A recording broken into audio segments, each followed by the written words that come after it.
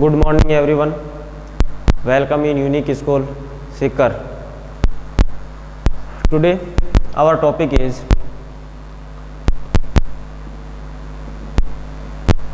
writing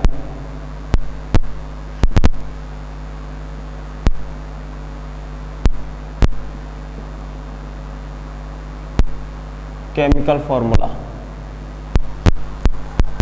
Firstly word आ रहा है chemical formula. What is chemical formula?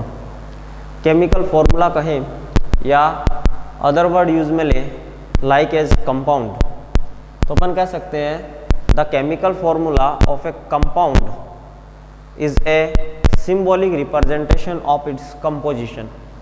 इसका जो कंपोजिशन है उस कंपोजिशन का जो सिंबॉलिक रिप्रेजेंटेशन है वो रिप्रेजेंटेशन ही क्या है?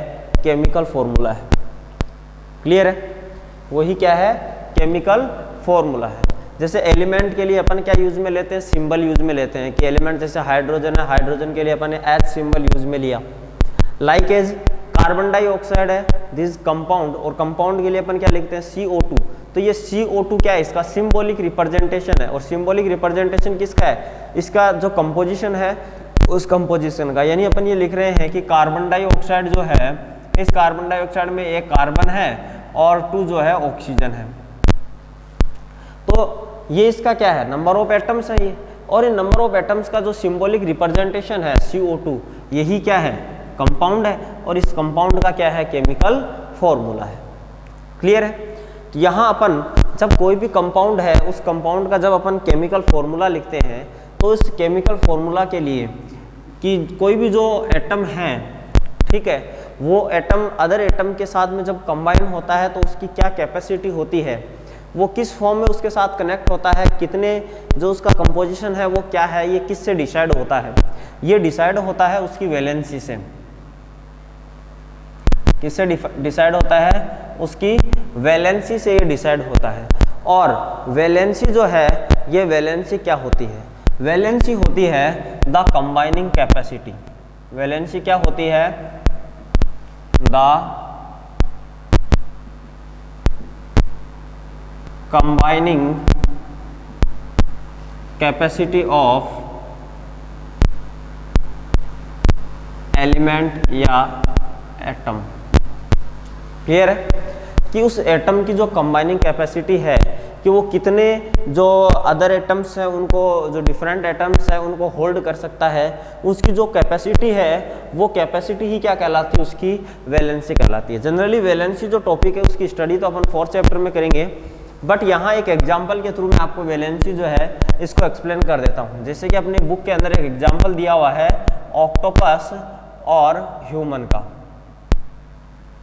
तो देखो ह्यूमन जो है और ऑक्टोपस जो है, इनमें डिफरेंस क्या है? देखो ऑक्टोपस जो है उसके तो 8 हैंड्स होते हैं और ह्यूमन जो है उसके 2 हैंड्स होते हैं। तो यहाँ पर अपन बात करें कि ऑक्टोपस जो है, ऑक्टोपस कितने ह्यूमन बींग्स को अपने अंदर होल्ड कर सकता है? ऑक्टोपस जो है कितने, which human beings are hold in a octopus? तो यहाँ देखो इसमें कितने हैंड है? इसके 2 हैंड है। और इसके पास कितने हैंड है? 8 हैंड्स है। क्लियर है? तो यहाँ से ये देखो कितने हैंड्स को होल्ड कर सकता है? 2 × 4 = 8। तो यहाँ पर ये कितने ह्यूमन बींग को होल्ड कर सकता है? 4 ह्यूमन बींग्स को क्या कर सकता है? ये होल्ड कर सकता है। तो ये जो 4 ह्यूमन बींग्स को होल्ड कर सकता है ये उसकी क्या है? कैपेसिटी है। और ये तो इसकी क्या हो गई? वैलेंसी हो गई। अब बात करते हैं कि इसका जो केमिकल फॉर्मूला है वो अपन कैसे बनाएंगे। जैसे कि मैं ये कहूँ कि ह्यूमन जो है, क्लियर है, जैसे मैं ये कहूँ कि ए को तो अपन क्या मान ले, जैसे इनको, जैसे एलिमेंट को अपन नेम देते हैं वैसे ही अपन इनको भी क्या दे देते हैं? नेम दे देते हैं। क्लियर है? तो अपन जब उनको नेम दे देते हैं तो अपने पास में क्या आ जाएगी? इनकी कैपेसिटी आ जाएगी। अपने पास में क्या आ जाएगा? फॉर्मूला आ जाएगा। जैसे मैं ये कहूँ कि ऑक्टोपस को तो अपन O मान लेते हैं और ह्यूमन बींग को अपन क्या कह देते हैं? H कह देते हैं। ठीक है, ये इनके लिए अपन ने क्या रिप्रेजेंट कर दिया? इनको सिंबल से रिप्रेजेंट कर दिया। ऑक्टोपस को तो अपन ने O कह दिया और ह्यूमन बींग को कितना कह दिया? H कह दिया। अब देखो ऑक्टोपस तो यहाँ क्या हो गया? यहाँ देखो 4 को होल्ड कर रहा है ना ह्यूमन बींग्स को, तो ये तो कितना हो गया? जैसे जनरली अपन लिखे तब तो 2 8 यानी रेशियो फाइंड करेंगे, लेकिन यहाँ पर अपन जनरली सीधा डायरेक्ट लिखते हैं। जैसे कि ऑक्टोपस जो है ये तो है 1, तो O कितना हो गया 1, और ह्यूमन कितने ह्यूमन बींग्स को होल्ड कर रहा है 4 को, तो फॉर्मूला क्या बन गया OH4। यहाँ पर क्या फॉर्मूला फाइंड आउट हुआ अपने को OH4, तो ये इसका क्या बन गया केमिकल फॉर्मूला बन गया। और ये केमिकल फॉर्मूला किससे बना है, इसकी वैलेंसी से बना है, इसकी कंबाइनिंग जो कैपेसिटी है। अब यहाँ पर क्या हो सकता है कि ये O जो है इसको अपन यहाँ पर कोई एलिमेंट ले लें। जैसे मैं ये कहूँ कि कोई कार्बन है, कार्बन एक एटम है, कार्बन एक एलिमेंट है, ये कार्बन जो एलिमेंट है ये क्या करता है हाइड्रोजन को होल्ड करता है। जैसे मान लो कि एक कार्बन है और दूसरा हाइड्रोजन है, दोनों का जो सिंबल है वो इसका C होता है, इसका H होता है। इसकी कंबाइनिंग जो कैपेसिटी है वो, जैसे मैं कहूँ कि इसके तो 4 हैंड्स हैं और इसके क्या है 1 हैंड, जैसे कि अब यहाँ पर ने एग्जाम्पल में देखा है वैसे ही यहाँ इसके पास तो कितने हैं 4 है, उसके पास में कितने हैं 1 है, तो इसके पास 4 है तो ये इस हाइड्रोजन के कितने को होल्ड कर सकता है, कितने हाइड्रोजन इसमें होल्ड हो सकते हैं 4 हाइड्रोजन इसमें होल्ड हो सकते हैं। ठीक है, तो ये इसकी क्या हो गई कंबाइनिंग कैपेसिटी हो गई, ये इसकी क्या हो गई वैलेंसी हो गई। तो अपन यहाँ से इसको क्या लिख सकते हैं C, फिर हाइड्रोजन कितने हैं 4, तो क्या फॉर्मूला बन गया CH4। ये क्या बन गया इसका केमिकल फॉर्मूला अपने पास में फाइंड हो गया। क्लियर है, तो ये तो था एक जनरल मेथड। अब इसके बाद में जो अपन ने यहाँ पर जो आयंस हैं उन आयंस के अपन क्या देखते हैं कि जो कैपेसिटी है वो क्या है, या अपन जो वैलेंसी वर्ड यूज में ले रहे हैं वो उनकी जो वैलेंसी है वो क्या है। क्लियर है, जैसे कि अपन सबसे पहले आयंस की अपन बात करते हैं। ठीक है, अपने पास में जो क्या है एक टेबल दी हुई है और उस टेबल के अंदर क्या दिया हुआ है, पहले नेम ऑफ आयंस दिया हुआ है, फिर उनके सिंबल दिए हुए हैं, फिर नॉन मेटालिक एलिमेंट्स दिया हुआ है, फिर उनके सिंबल रिप्रेजेंट किए हुए हैं, फिर पॉलीएटॉमिक आयंस दिए हुए हैं और उनके जो क्या है सिंबल रिप्रेजेंट किए हुए हैं। तो यहाँ अपन उनके बारे में देखते हैं। देखो सबसे पहले नेम ऑफ आयंस लिखते हैं जो कि जनरली क्या है मेटल है। अगले वाले बॉक्स में अपन नॉन मेटालिक आयन पढ़ेंगे, यहाँ ये क्या है मेटल आयंस है। तो यहाँ देखो जैसे कि जनरली सबसे पहला दिया हुआ है सोडियम। क्लियर है, सोडियम जो होता है इस सोडियम की कंबाइनिंग कैपेसिटी क्या होती है 1 होती है। ठीक है, अब ये कंबाइनिंग कैपेसिटी आती कहाँ से, ये तो अपन नेक्स्ट जो चैप्टर है अपना 4th चैप्टर वहाँ अपन इसकी स्टडी करेंगे।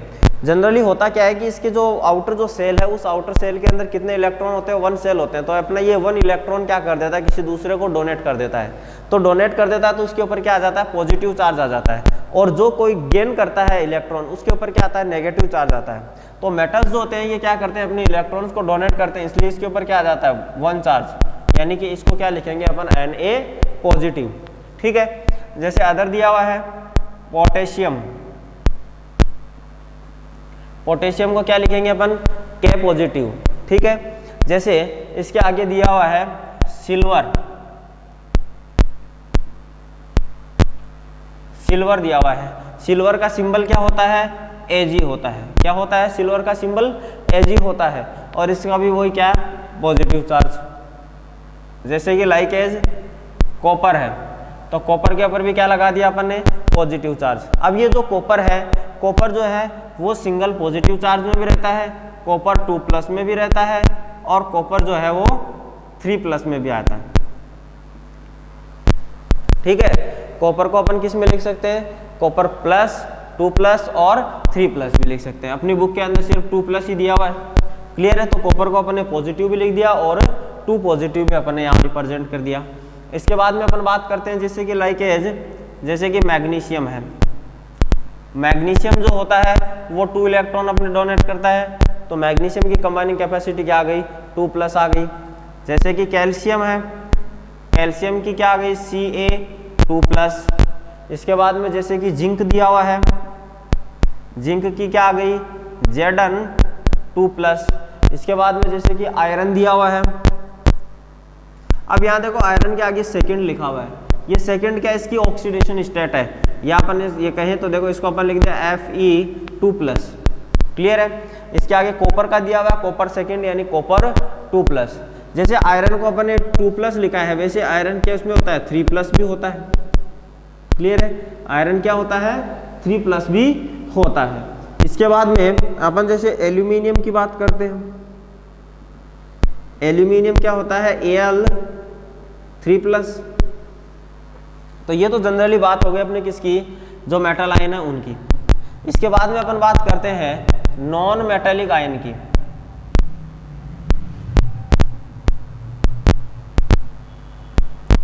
किसकी बात करते हैं, नॉन मेटेलिक आयन्स की। नॉन मेटेलिक आयन में अपन सबसे पहले बात करते हैं, देखो हाइड्रोजन। हाइड्रोजन क्या होता है, H+ होता है। हाइड्रोजन जो है वो पॉजिटिव चार्ज भी उसके ऊपर प्रेजेंट होता है और नेगेटिव भी होता है। जब ये नेगेटिव चार्ज होता है तब ये बन जाता है हाइड्राइड, H-। तो इसको क्या बोल देते हैं, हाइड्राइड। जैसे क्लोरीन होता है उसको बोलते हैं क्लोराइड, Cl-। जैसे कि ब्रोमीन होता है ब्रोमाइड, Br-। जैसे कि फ्लोराइड, F-। जैसे कि आयोडाइड, I-। तो इस प्रकार से क्या होते हैं, ये सिंबल होते हैं। इसी प्रकार ये तो सिर्फ ओनली 1 नेगेटिव के लिए आया है। इसी प्रकार जैसे कि ऑक्साइड है, तो ऑक्साइड जो होता है वो O2-। जैसे कि सल्फाइड है, सल्फाइड हो गया S2-। सल्फाइड क्या हो गया, S2- हो गया। इसी प्रकार 3- के लिए जैसे कि नाइट्राइड है तो N3-। नाइट्रोजन होता है, नाइट्रोजन से क्या बनता है, नाइट्रोजन जब 3 जो इलेक्ट्रॉन है वो गेन कर लेता है तो वो नाइट्रोजन 3 नेगेटिव कंडीशन में आ जाता है और उस कंडीशन को क्या बोलते हैं, नाइट्राइड उसको कहते हैं। उस कंडीशन को क्या कहते हैं, नाइट्राइड कहते हैं। तो ये इसके जनरल नेम हो गए, क्लियर है। इसके बाद में अपन बात करते हैं किसकी, पॉलीएटॉमिक आयन की। अपन यहाँ बात करते हैं किसकी, पॉलीएटॉमिक आयन की। जैसे पॉलीएटॉमिक अपन आयन में बात करते हैं, पॉलीएटॉमिक आयन में जैसे जनरली अपन सबसे पहले बात करते हैं किसकी, अमोनियम। अमोनियम जो होता है ये होता है NH4+। ये ही सिर्फ पॉलीएटॉमिक आयन में सिर्फ ये ही है आयन जो है अपनी बुक के अंदर दिया हुआ है जो कि क्या होता है, पॉजिटिव चार्ज होता है। इसके बाद में जो भी है जैसे जनरली अपन लिखा हुआ है हाइड्रोक्साइड, तो हाइड्रोक्साइड क्या है, OH-। जैसे कि अदर है जैसे कि कार्बोनेट, तो कार्बोनेट का क्या है, CO3-2-। जैसे कि सल्फेट है, सल्फेट हो गया SO4-2-। ठीक है, तो ये क्या है, ये पॉलीएटॉमिक आयन है। जैसे कि इसके अलावा दिया हुआ है नाइट्रेट। नाइट्रेट क्या होता है, NO3-। नाइट्रेट का ही दूसरा है एक हाइड्रोजन नाइट्रेट।